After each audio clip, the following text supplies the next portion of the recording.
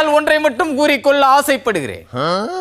Fraud நடவடிக்கைகளில் India உலக அளவில் 3வது இடத்தை பிடித்துள்ளதாக சொல்லுகிறார்.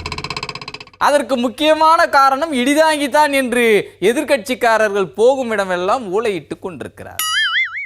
என் மேல் 2 சங்கிலி பறிப்பு, 4 பிட்பாக்கெட், 7 வழிப்பறி கேசுகள் நிலுவையில் உள்ளது என்பதை எதிர்கட்சிக்காரர்கள் முன்வைத்திருக்கிறார்.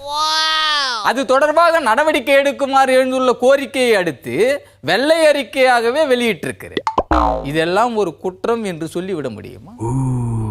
எந்த விதமான ஒளிவு மறைவுமின்றி இப்படி வெளிப்படையாக அரசியல் நடத்தும் இந்த இடிதாங்கியை பார்த்து மனசாட்சியின்றி இப்படி கேள்வி கேட்கலாமா? இது சைனா மேக்குடா, அவன் பக்கா பிராடுடா என்ற இலக்கிய நயமிகு பாடலை எழுதியதே இந்த இடிதாங்கித்தான் என்பது நமது கட்சிக்காரர்களுக்கு எத்தனை பேருக்கு தெரியும்? யாராவது என் சவாலை ஏற்றியதற்கு பதில் சொல்ல தயாரா? அதாவது மாற்றான் முகரை பக்காவாக தெரியும் போது தன் முகரை மொக்கையாகத்தான் தெரியும். அதுபோலத்தான் தான் செய்யும் மொள்ளமாரித்தனத்தை விட அடுத்தவன் செய்யும் முடிச்சவிக்குத்தனம் உயர்ந்ததாக தெரியும். இப்படி தனக்கும் மற்றவனுக்கும் இடையே நடக்கும் பித்தலாட்டத்தனத்துக்கும் பிடிப்பு பறிப்பு தனத்திற்கும் 6 வித்தியாசங்கள் இருப்பதை பார்த்து பார்த்து அந்த வித்தியாசங்களை களைய முற்படும் போதுதான் நாடு சுபிட்சமாக இயங்குவதாக நாம் நினைத்து கொள்ளலாம்.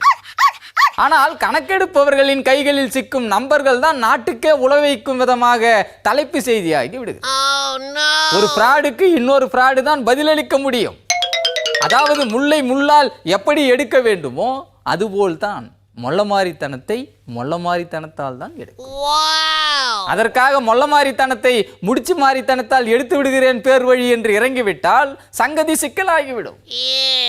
ஆக பிராடுத்தனம் செய்வதற்கு முன்னர் 11 முறை யோசித்த பிறகுதான் கடமையாற்ற வேண்டும் என்பது பிராடு விதி.